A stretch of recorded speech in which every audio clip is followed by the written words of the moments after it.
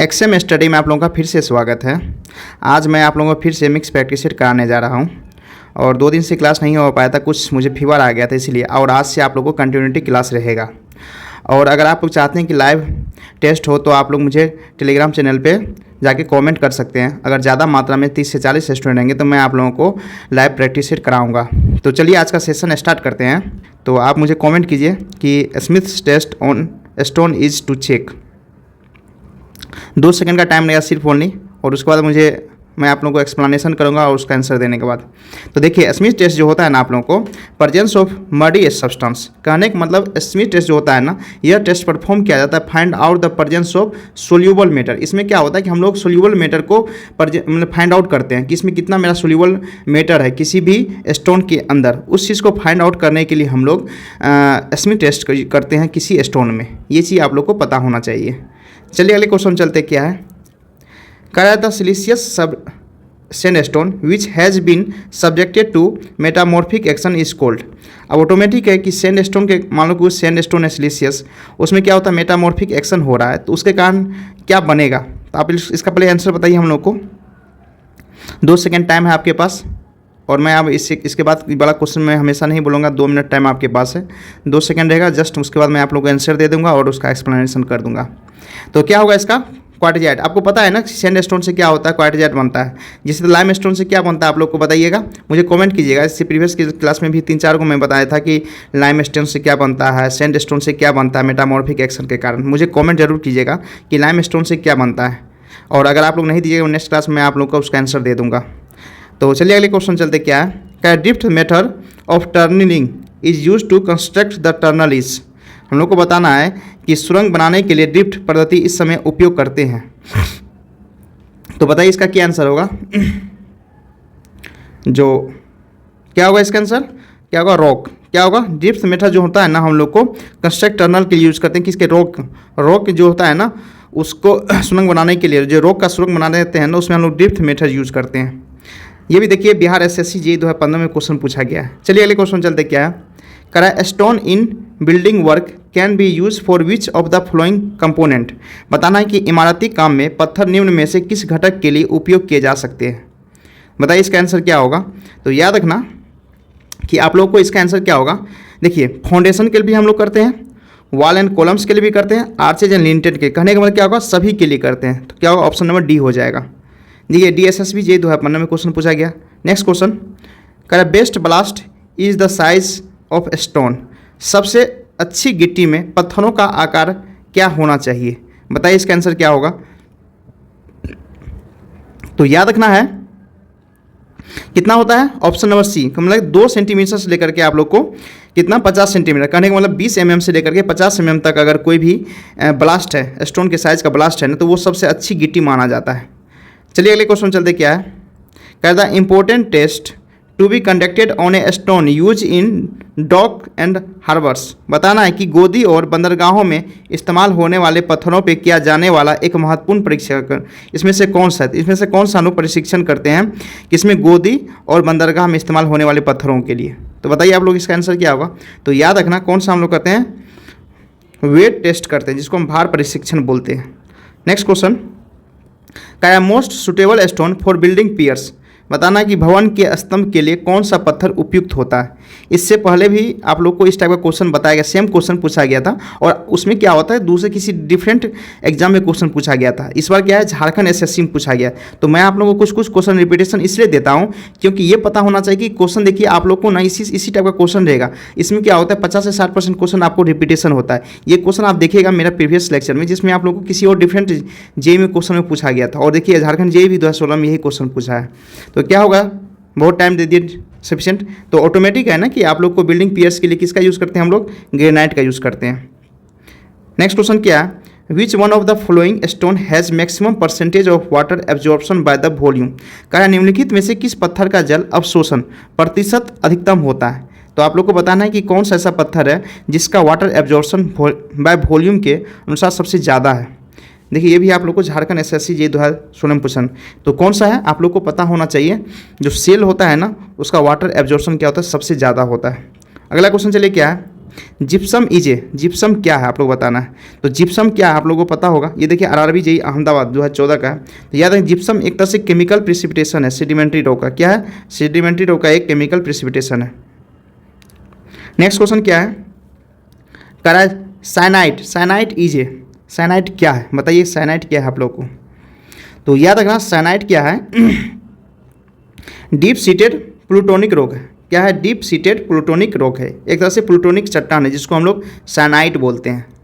चलिए अगले क्वेश्चन चलते हैं। क्या है करा, क्या एक clay sample has a void ratio of, आप लोग वॉइड रेशियो क्या, ई का वैल्यू कितना दिया है 0.5, ठीक है, in a dry state and specific gravity of solid कितना दिया, जी का वैल्यू कितना दे दिया आप लोग को 2.7 दे दिया है।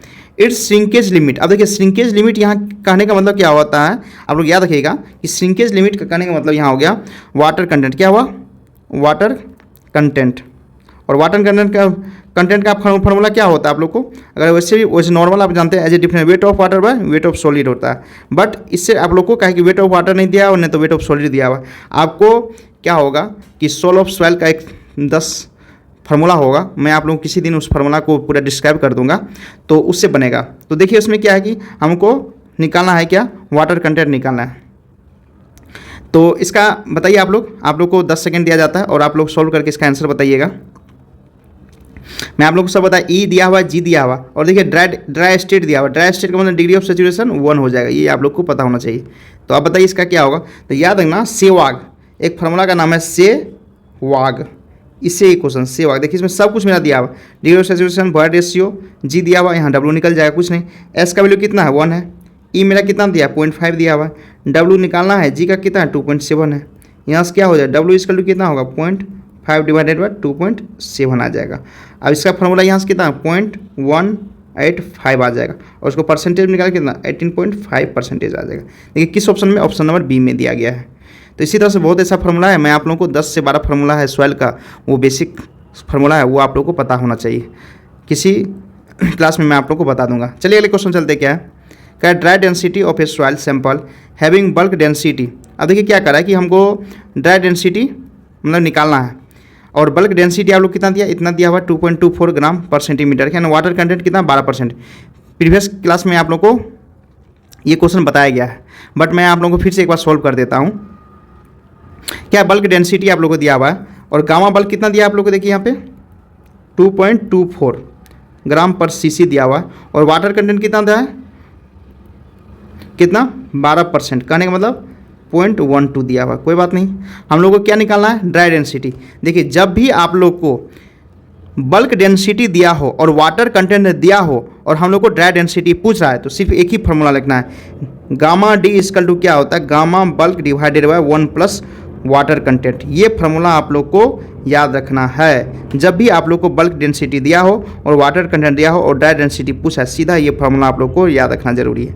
तो कुछ नहीं है, हम लोग को यहाँ से फार्मूला पुटिंग करेंगे, आ जाएंगे answer gamma bulk 2.24 divided by 1 plus 0.12, क्या होगा 2.24 डिवाइडेड बाय 1.12, क्या होगा 2 से कीजिएगा कितना 2 ग्राम पर सीसी। देखिए ऑप्शन नंबर किस में, बी में दिया गया है। तो आप लोग को पता चल गया क्वेश्चन कितना इजी पूछा जाता है किसी भी SSC JEE के लिए। चलिए अगले क्वेश्चन चलते हैं। कह रहा है a sample of saturated clay, किसी भी सेचुरेटेड क्ले का सैंपल है, हैज़ पोरोसिटी कितना दिया है मेरा 0.562। पोरोसिटी का मतलब एन उसको हम लोग रिप्रेजेंट करते हैं पोरोसिटी से, कितना 0.562 दिया हुआ। कह रहा है वॉइड रेशियो, तो 3 से 4 क्लास पहले मैं आप लोगों को इसका रिलेशन बताया था, वॉइड रेशियो पोरोसिटी और दोनों के बीच का जो एक रिलेशन फार्मूला होता है मैं वो बताया था। अगर आप लोग को याद नहीं है तो मैं आप लोगों को फिर से बता रहा हूँ, लेकिन जिनको अगर याद है तो वो एक बार सॉल्व करके मुझे कमेंट कीजिएगा। तब तक मैं आप लोगों को सॉल्व करता हूँ, आप लोग को जल्दी से जल्दी सॉल्व करके कमेंट कीजिए। देखिए क्या है आप लोग को ई, हाँ यहाँ पे क्या वॉइड रेशियो पूछा है। देखिए ये क्या है आप लोग को, इसको क्या बोलते हैं पोरोसिटी। पोरोसिटी का क्या होता है, अब जैसे पोरोसिटी और वॉइड रेशियो में आप लोग को रिलेशन पूछा और हम लोग को क्या वॉइड रेशियो पूछा, तो ई जो होगा ना porosity divided by 1 means porosity होगा, ये आप लोग को पता होना चाहिए। अगर इसी जगह क्वेश्चन में वॉइड रेशियो दिया रहता और पोरोसिटी हमको पूछता तो कुछ नहीं, तो पोरोसिटी इक्वल टू क्या होता है ई डिवाइडेड बाय 1 प्लस ई हो जाता। ये भी फॉर्मूला आप लोग को पता होना चाहिए। हम लोग को क्या है, ये तो दिया हुआ है, हम लोग को ई निकालना है, तो ये इससे हम निकाल लेंगे, कुछ नहीं। इससे निकालने के लिए क्या होगा, एन का वैल्यू दिया हुआ 0.562 डिवाइडेड बाय 1 माइनस 0.562। यहाँ से अगर आप लोग कीजिएगा तो उसके बाद आप लोग का आंसर निकल जाएगा। उसके बाद कितना 562 डिवाइडेड बाई, इसको घटाइएगा तो 0.438, जब इसको डिवाइड कीजिएगा आप लोग को तो 1.283 आ जाएगा। तो ऑप्शन नंबर कितना आ जाएगा? ऑप्शन नंबर 1 हो जाएगा। तो ये दोनों फार्मूला आप लोग को याद होना चाहिए पोरोसिटी और वॉइड रेशियो के रिलेशनशिप में। चलिए अगले क्वेश्चन चलते, क्या है? The ratio of the unit weight of a soil solid to the water. क्या है यूनिट वेट? मतलब gamma solid by gamma W, इसको हम लोग क्या बोलते हैं इस रेशियो को? आप लोग बताइए, बहुत ही इजी क्वेश्चन है, इसका आप लोग मुझे आंसर बताइए। Gamma S by gamma W को हम लोग क्या बोलते हैं? तो क्या होता है gamma S by gamma W क्या बोलते हैं हम लोग? स्पेसिफिक ग्रेविटी बोलते हैं। क्या बोलते हैं इसको? स्पेसिफिक ग्रेविटी बोलते हैं। किस ऑप्शन में? ऑप्शन नंबर सी में है। अब देखिए वॉइड रेशियो क्या होता है? वॉइड रेशियो का आप लोग मुझे बताइए और पोरोसिटी का मुझे बताइएगा और डिग्री ऑफ सैचुरेशन का बताइएगा। तीनों का मुझे डिफिनेशन बताइएगा कमेंट में, और लाइव कमेंट और दोनों और सिंपल कमेंट दोनों मुझे बताइएगा पोरोसिटी का क्या होता है डिफिनेशन, और वॉइड रेशियो क्या होता है मैं आप लोगों को बताया हूँ इससे पहले, और डिग्री ऑफ सैचुरेशन का क्या होता है। हर एक चीज़ मैं आप लोगों को इससे पहले क्लास में बताया। मुझे कमेंट है, इससे मुझे लगा कि आप लोग सीरियस तैयारी कर रहे हैं बिहार स्पेशल सर्वे अमीन के लिए। और मैं आप लोग एक अनाउंसमेंट करना चाहता हूँ कि अगर बच्चे मैं आप लोगों को टेलीग्राम पे बता दूंगा कि एक मेरा फ्रेंड है जो 2019 में यही बिहार स्पेशल सर्वे अमीन के लिए उनका सिलेक्शन हुआ है, वो अभी ज्वाइनिंग पे है। अगर आप लोग चाहते हैं इंटरेक्शन होना उनसे और उनसे क्वेश्चन पूछना कि कैसा जॉब प्रोफाइल है, क्या है, नहीं है, किस तरह से वहाँ काम किया जाता है, अगर मुझे कमेंट कीजिएगा इस वीडियो के, तो मैं आप लोगों को एक दिन उनसे ज़रूर रूबरू कराऊँगा। तो आप लोग मुझे ज़्यादा से ज़्यादा कमेंट कीजिए जितना भी बच्चे देख रहे हैं। चलिए अगले क्वेश्चन चलते हैं। क्या the gas form by the reaction of calcium carbide with water. देखिए ये सवाल का क्वेश्चन है, जब गैस, कौन सा गैस फॉर्म होता है जब हम लोग कैल्शियम कार्बाइड को वाटर से रिएक्शन करते हैं। सबसे पहले तो आपको ये रिएक्शन पता होना चाहिए। तो ये रिएक्शन पता करने के लिए देखिए क्या है, कैल्शियम कार्बन CaCO2 से हम लोग क्या किया, वाटर रिएक्शन कराएं तो हम लोग क्या हो, कैल्शियम ऑक्साइड निकलेगा और उसके बाद एसिटिलीन C2H2 गैस निकलेगा। कौन सा गैस निकलेगा? C2H2 गैस निकलेगा। ये पता होना चाहिए। तो कौन सा गैस निकल रहा है? C2H2 गैस को हम लोग क्या बोलते हैं? एसिटिलीन गैस निकलता है। ऑप्शन नंबर क्या हो जाएगा इसका? बी हो जाएगा। ये आप लोग को रिएक्शन पता होना चाहिए। अब इसको बैलेंस कर दीजिए, हाँ 2 दीजिएगा तो बैलेंस रिएक्शन हो जाएगा। चलिए अगले क्वेश्चन चलते, क्या कह रहा है? ए पार्शियली सेचुरेटेड सॉइल कंटेन, जो भी पार्शियली सेचुरेटेड सॉइल होता है वो क्या क्या रखता है? तो आपको बोले ना कि कोई सॉइल जो होता है ना वो आप लोगों को 3 फेज का होता है। 3 फेज में क्या होता है? सॉलिड हो गया, वाटर हो गया और एयर हो गया। जैसे भी कोई सॉइल पार्शियली सेचुरेटेड है कहने उसमें सॉलिड होगा, वाटर होगा और कुछ ना कुछ वॉइड्स में एयर भी होगा। तो क्या हो जाएगा आप लोगों को? फुली सेचुरेटेड तो बोला नहीं, जो एयर वहाँ से निकल जाएगा। तो सॉलिड, एयर एंड वाटर, तो क्या होगा 16 का? ऑप्शन नंबर डी हो जाएगा। अगले क्वेश्चन चलिए, क्या है? The water content of a highly organic soil is determined in the oven at the temperature of. बताना कि ओवन के किस टेम्परेचर पे हम लोग हाईली ऑर्गेनिक सॉइल को डिटरमाइन करते हैं। तबीयत खराब होने के कारण थोड़ा सा प्रॉब्लम हो रहा है, कोई दिक्कत नहीं है। तो याद रखिए क्या होगा इसका? तो याद रखना कितना डिग्री होता है? 60 डिग्री। कितना होता है? 60 डिग्री। देखिए जब भी यहाँ पे हाईली ऑर्गेनिक बोला है ना, तो हाईली ऑर्गेनिक आपको जैसे ही बोलेगा ना तो वो क्या होता है 60 डिग्री पे आप लोग को वाटर कंटेंट जो होता है हम लोग डिटरमाइन करते हैं। इसी तरह से क्या होता है कि इनऑर्गेनिक होगा, क्या हो? इनऑर्गेनिक। अगर इनऑर्गेनिक सॉइल होगा ना उसमें हम लोग कितना करते हैं 105 से प्लस माइनस आप लोगों को 5 डिग्री करने वाले 105 से 10 डिग्री के आसपास हम लोग करते हैं। तो ये भी कभी क्वेश्चन पूछ देगा कि इनऑर्गेनिक सॉइल के लिए कितना डिग्री टेम्परेचर हम लोग ले जाते हैं जब कभी ओवन में रखते हैं। कितना 105 से प्लस माइनस 5 डिग्री, और ऑर्गेनिक के लिए कितना 60 डिग्री। चलिए अगले क्वेश्चन चलते क्या है? The bulk unit weight of an embankment soil compacted at a water content 12% and 18.73 kilo newton. ठीक है, हमको बल्क यूनिट वेट दे दिया है, गामा बल्क कितना 18.73 और वाटर कंटेंट कितना दे दिया 12%, क्या 0.12। कोई बात नहीं। क्या select the option dry weight, हमको ड्राई वेट का कह रहा है, क्या होगा इसका ड्राई वेट? तो आप लोग मुझे बताइए इसका क्या फार्मूला होगा? Gamma D. तो देखिए सबसे आसान तरीका, इससे जस्ट 2 से 3 क्वेश्चन पहले मैं आप लोगों को बताया था, गामा बल्क और वेट ऑफ वाटर दिया रहे और हमको गामा डी पूछे तो आसान सा फार्मूला क्या होता है? Gamma bulk divided by 1 + W होता है। क्या होता है? Gamma bulk divided by 1 plus W होता है। आप लोग मुझे इसका आंसर कमेंट में आप लोग को चाहिए। आप लोग अगर जो बच्चे सीरियस होंगे जरूर मुझे कमेंट में इसका आंसर मुझे ज़रूर बताइएगा। तो मैं आप लोग को एक क्वेश्चन छोड़ रहा हूँ क्योंकि सेम क्वेश्चन है, सेम ही फॉर्मूला, सिर्फ आप लोग को डाटा डिफरेंट दिया हुआ है और आपको उसका आंसर मुझे बताना है। चलिए अगले क्वेश्चन चलते। क्या है?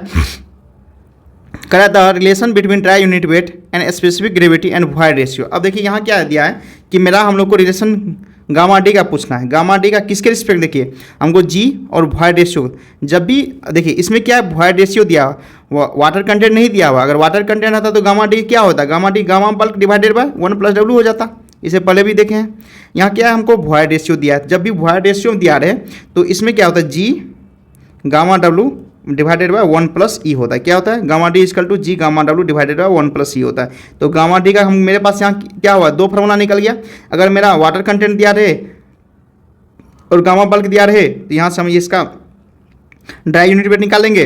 अगर मेरा स्पेसिफिक ग्रेविटी दिया रहे और वॉइड रेशियो दिया रहे तो यहाँ से हम ड्राई यूनिट वेट निकाल लेंगे। कहने का मतलब मेरा दो फॉर्मूला ड्राई यूनिट वेट का हमको पता चल गया।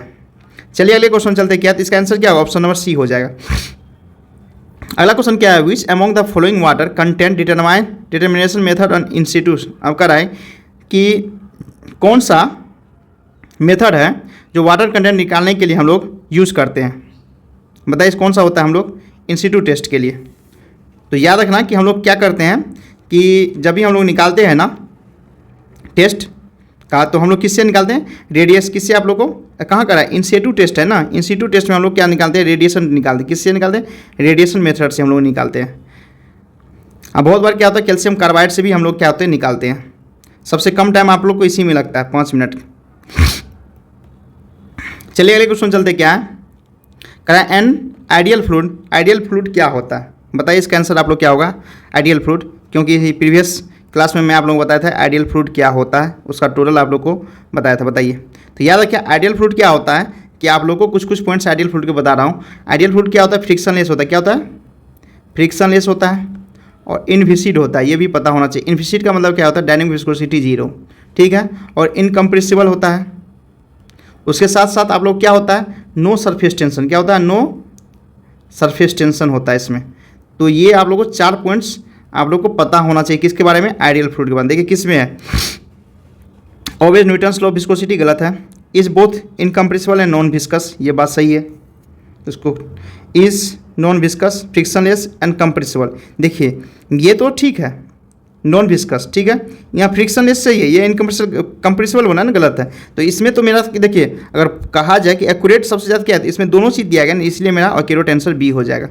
देखिए ये RRB जी, DMRC Uttarakhand, SSC JEE, LMRC, कहने कितना डिफरेंट एग्जाम में सेम ही क्वेश्चन, देखिए अलग अलग टाइम में पूछा गया एक ही क्वेश्चन। चलिए अगले क्वेश्चन चलते। क्या है कि a liquid form and interface with the another liquid of gas, the surface energy per unit area, इसको क्या बोलते हैं? याद रखना, सरफेस एनर्जी पर एरिया, इसको हम लोग क्या बोलते हैं? सरफेस टेंशन बोलते हैं। क्या बोलते हैं इसको हम लोग? सरफेस टेंशन बोलते हैं।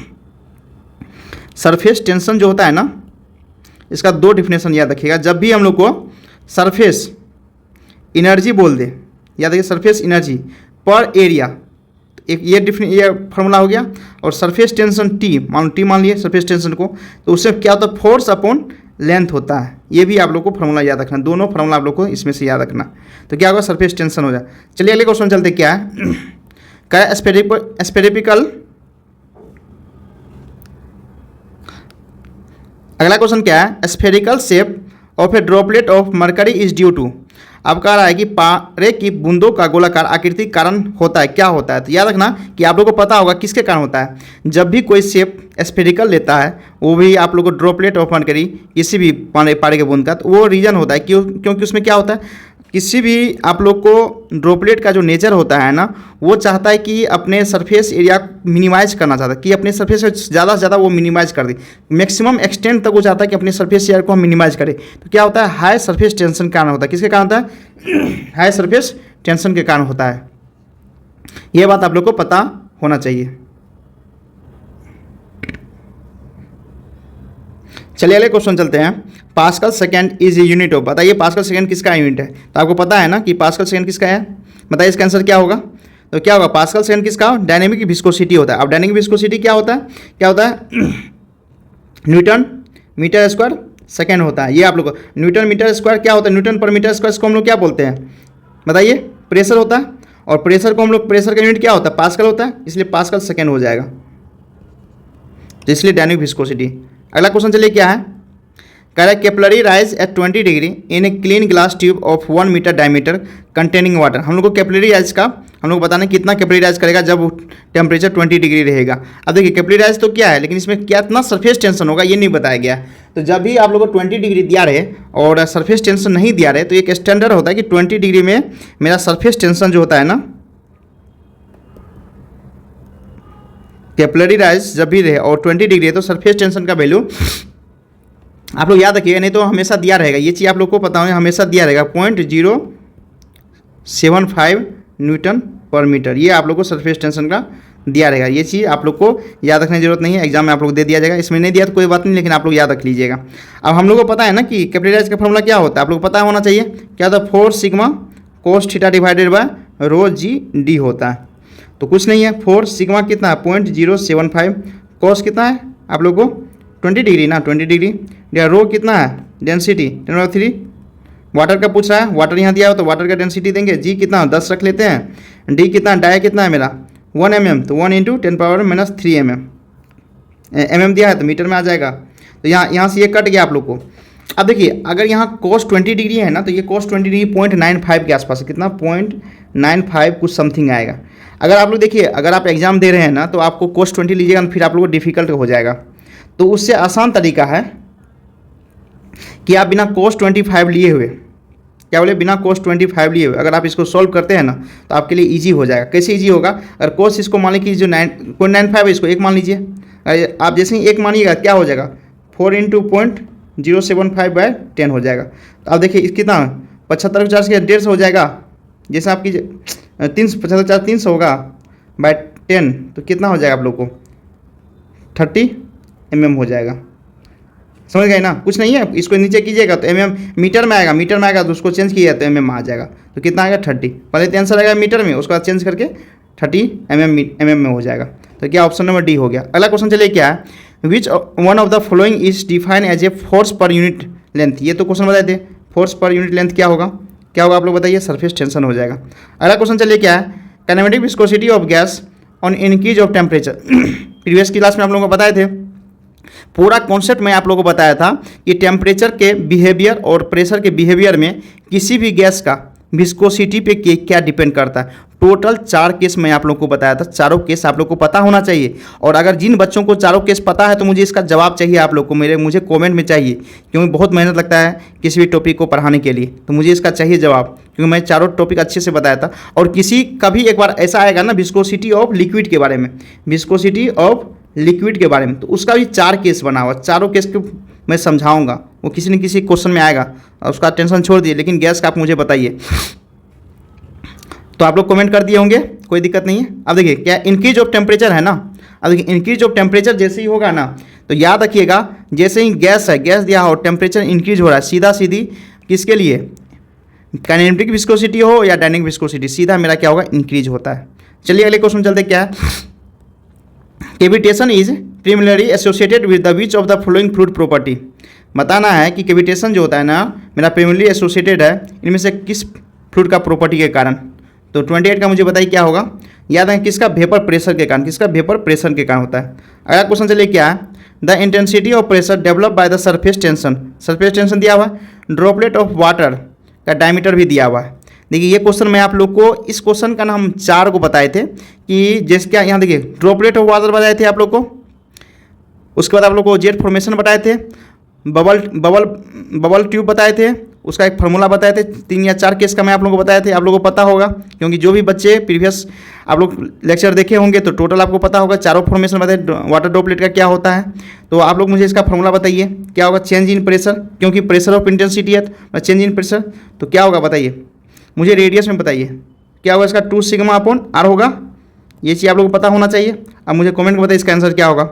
ये सेम क्वेश्चन आप लोगों को इससे पहले प्रीवियस क्लास में बताया था, तो कुछ नहीं है, आसान तरीका, 2 सरफेस टेंशन कितना 0.075, यहाँ हमको डाया दिया हुआ, डाया तो क्या होगा, तो रेडियस क्या होगा, रेडियस डाया का हाफ हो जाएगा, तो क्या होगा 0.075/2, 2 क्या ऊपर चल जाएगा, इससे से कट गया, ऊपर चल गया, यहाँ mm में है तो mm में क्या होगा, पॉइंट -3 हो जाएगा।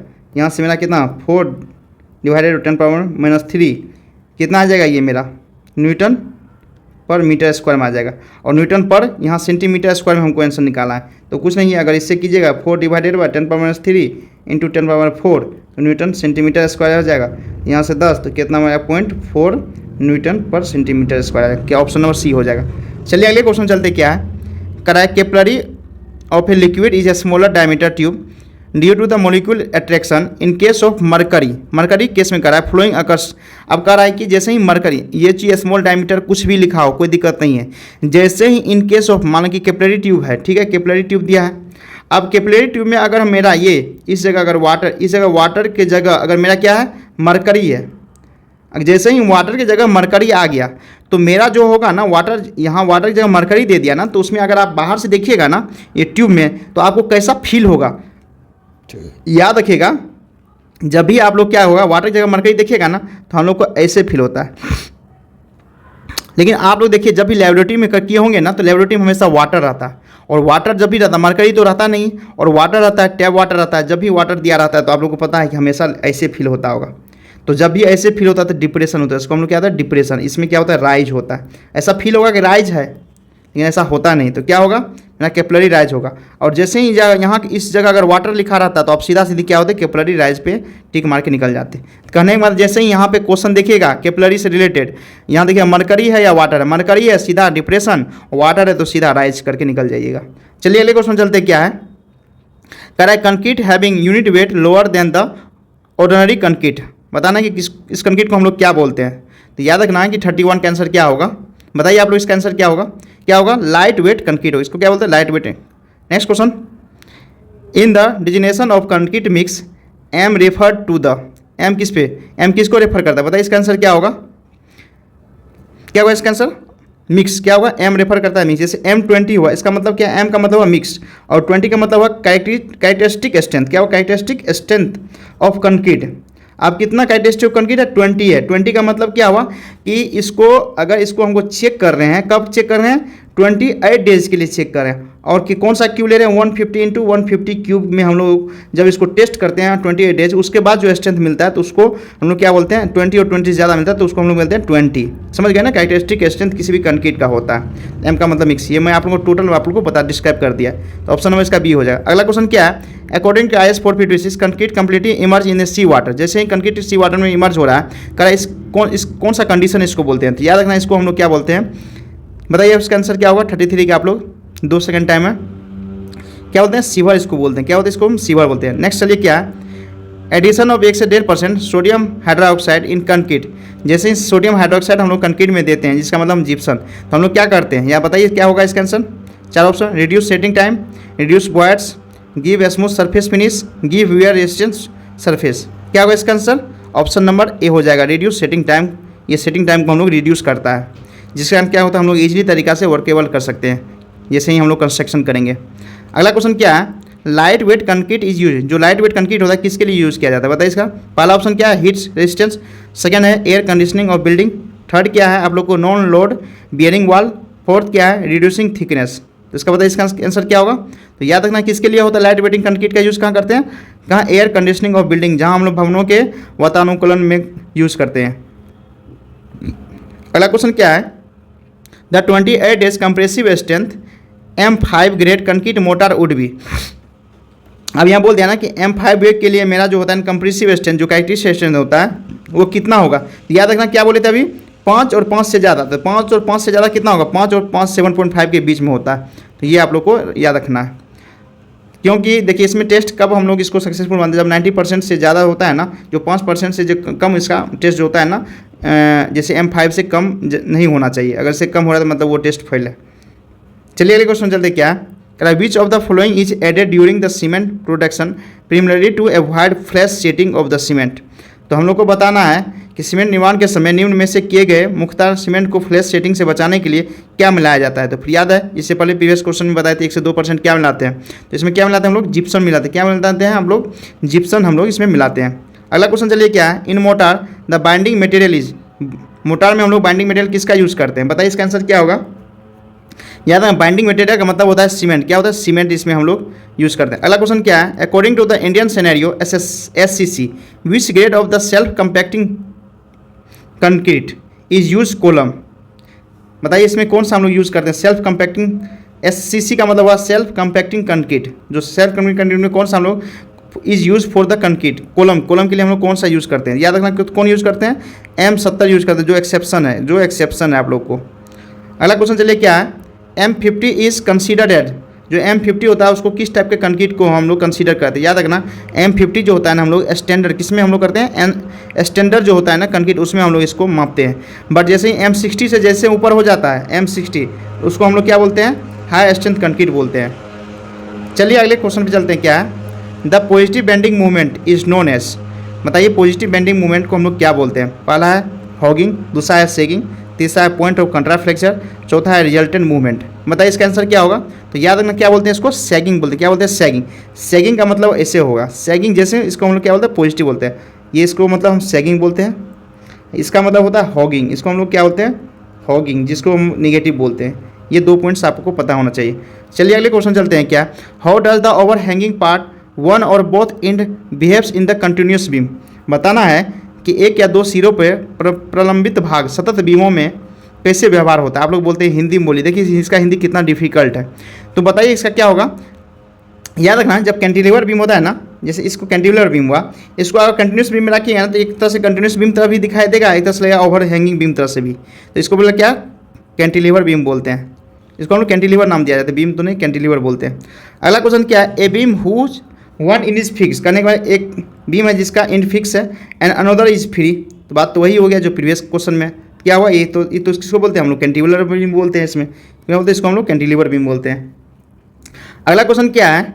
The three movement method theorem is use for the solution which of the beam. कह रहा है कि थ्री मूवमेंट थ्योरम जो होता है ना, हम किस टाइप के सॉल्यूशन के लिए, जो बीम का सॉल्यूशन होता है उसे किस टाइप के बीम का सॉल्यूशन होता है जिसमें हम लोग थ्री मूवमेंट थ्योरी का यूज़ करते हैं। याद रखना थ्री, जैसे ही थ्री का मतलब हुआ कि दो से ज़्यादा, मतलब कंटिन्यूस, मतलब सीधा से ज़्यादा कंटिन्यूस बीम के लिए हम लोग यूज़ करते हैं। किसके लिए करते हैं? कंटिन्यूस बीम के लिए करते हैं। नेक्स्ट क्वेश्चन क्या है? इन case of cantilever beam the bending movement will be. अब कह रहा है कि कैंटिलीवर के बीम में बेंडिंग मूवमेंट मेरा क्या होगा?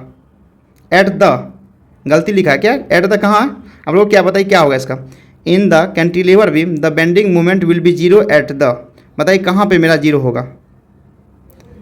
तो बताइए, मान लो कैंटिलीवर बीम है, किस जगह मेरा जीरो होगा? तो कैंटिलीवर बीम में पता है ना कि आप लोगों को फिक्स पे क्या होता है? इस जगह मैक्सिमम होता है। क्या होता है? इस जगह मेरा बेंडिंग मोमेंट क्या होता है?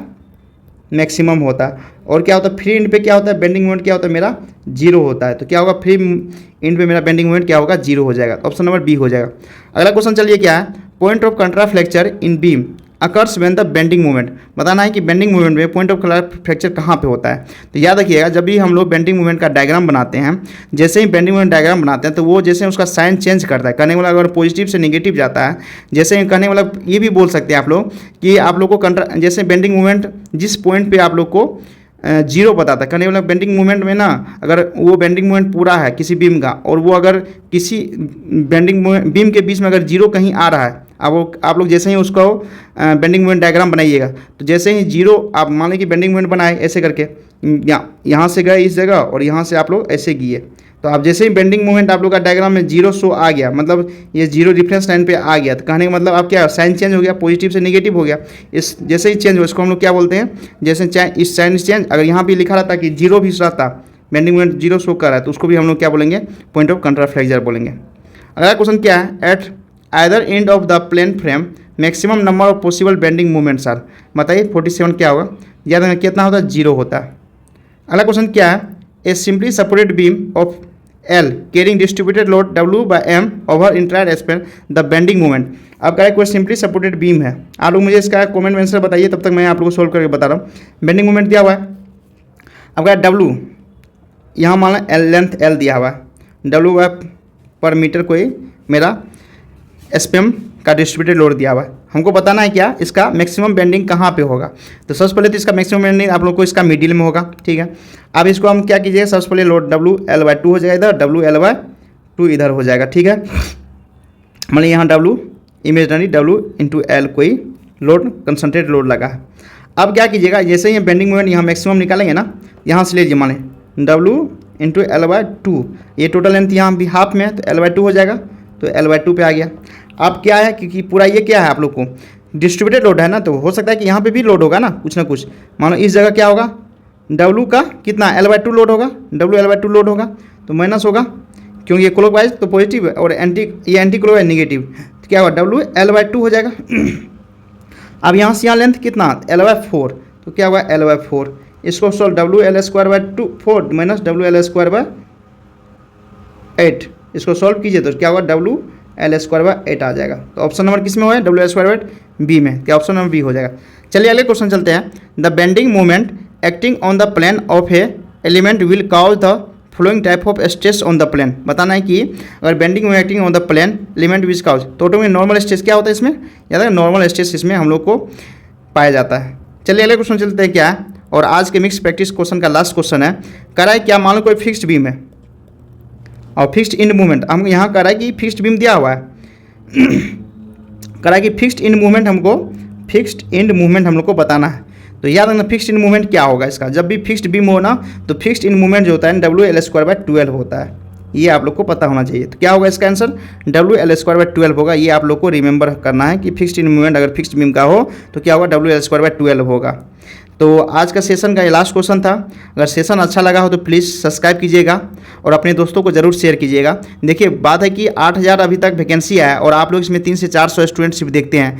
आप इस वीडियो को इतना वायरल कर दीजिए, इतना कर दीजिए कि मुझे भी मोटिवेशन मिले, कि जो ज़्यादा से ज़्यादा मोटिवेशन मिले और आप लोग को अच्छे से अच्छे कंटेंट दे। प्लीज़ मैं चाहता हूँ कि आप लोग मुझे सपोर्ट कीजिए और आप लोग की सपोर्ट की ज़रूरत है मुझे, और आप ही लोग सब कुछ है मेरे लिए। Thank you guys for watching this video.